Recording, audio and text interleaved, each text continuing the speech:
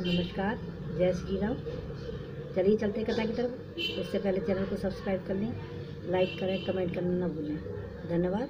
चलिए चलते कथा की तरफ। और हमने अपने चैनल का नाम केशव कुंज से बदलकर कुंज कर दिया है। अब चलिए कथा की तरफ चलते हैं। सुनिए कथा।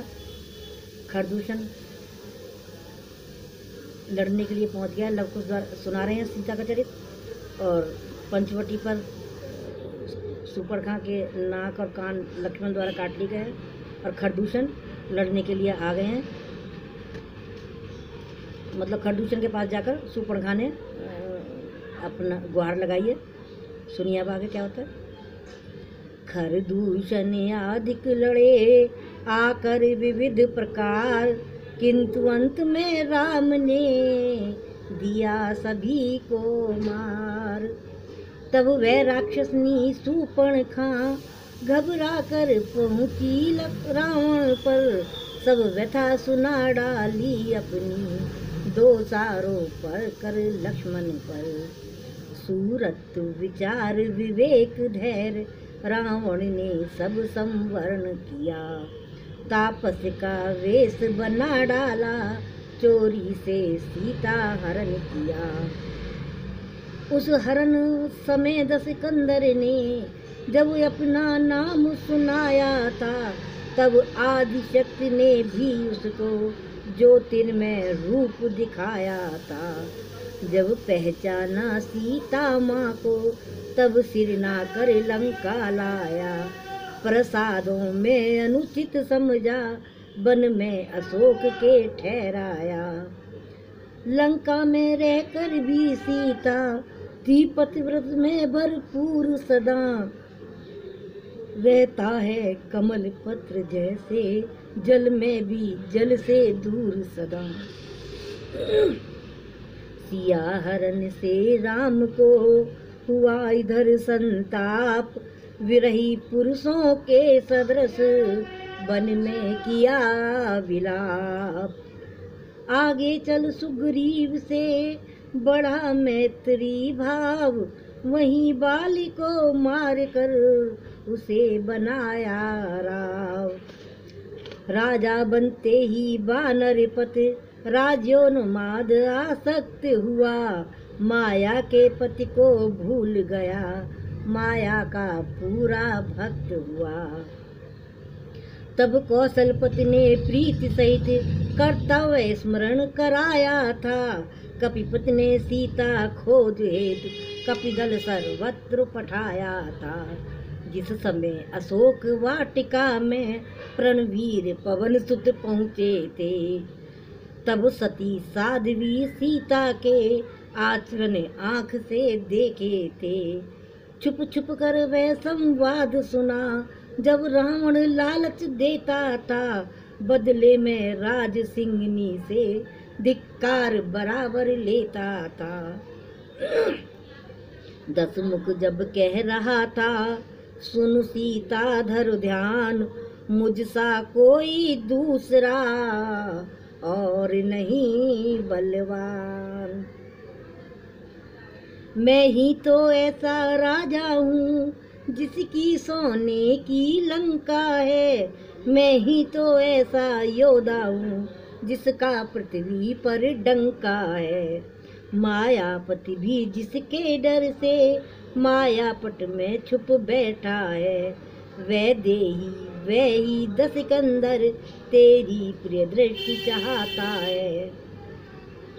सीता तब कह रही थी, अरे दुष्ट हो मौन, मिथ्या भाषण से भला वीर बना है कौन।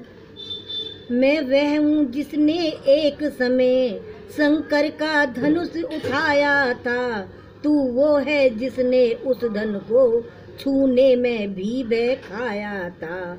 मैं उसकी हूँ जिसने शिव धनु दो टूक तुरंत कर डाला है, तू वो है जिसने चोरी से पर नारी को हर डाला है। सहन नहीं 10 वदन से हुए जभी ये बैन, खड़ग खींच ली उसी क्षण, लाल किए फिर नैन। बोला जो फिर असभ्यता की तो चंदा सी रह जाएगी, इस तेज खड़क की धारा में तृण के समान बह जाएगी। यदि मेरी हो जाएगी तो सब जग में तू जगमग होगी, अन्यथा जीव के साथ साथ ये गर्दन अभी अलग होगी। कहा गरज कर सिया ने, हो चुप पापी नीच, सिंधु सदा ही सिंधु है, कीच सर्वदा कीच। तू 20 हाथों से अपने यदि खड़ग तोल कर आएगा, तो भी सतवंती सीता के सतपन को डिगा न पाएगा। वंशज पुलत्स्य मुनि का होकर क्यों कुल का नाम डुबाता है, अपनी ये लाल लाल आंखें अबला के लिए दिखाता है। हाय ब्राह्मण जाति में पैदा हुआ कलंक, चांडालों का आचरण करता है निशंक। वेद ध्वनि वाली वाणी से अपशब्द निकाले जाते हैं, रहते थे जिनमें यज्ञ श्रवा वे हाथ खड़ग चमकाते हैं। शुभ कर्मों का नेता होकर दुष्कर्मों के घेरे में है, हाँ ब्राह्मण कुल के क्षीण तेज मिट गया किस अंधेरे में है। अब भी कुछ बिगड़ा नहीं, छोड़ बुद्धि का पाप, प्रभु के आगे हृदय से कर ले पश्चाताप। अपने को बना पुण्यशाली, सीता को प्रभु के अर्पण कर, अपनी अब तक की करनी का पुण्यों के जल से तर्पण कर। अन्यथा चेताए देती हूँ, यह खड़ग न तुझे तारेगी, मक्खियाँ तलक तेरे सबको भिन्न भिन्न स्वर में धिक्कारेंगी। वही हुआ जो शक्ति ने दिया दुष्ट को शाप, ले बैठा सब अंत में उसे उसी का पाप। इसके ज्ञाता है पवन तने, फिर स्वयं पवन भी साक्षी है, पृथ्वी नभ के मध्य स्थल में घटना यह प्रकट घट चुकी है। उस लीला के कुछ काल बाद इस भांति पूर्ण संवरण हुआ, कौशलाधीश के हाथों से लंकाधीश्वर का मरण हुआ।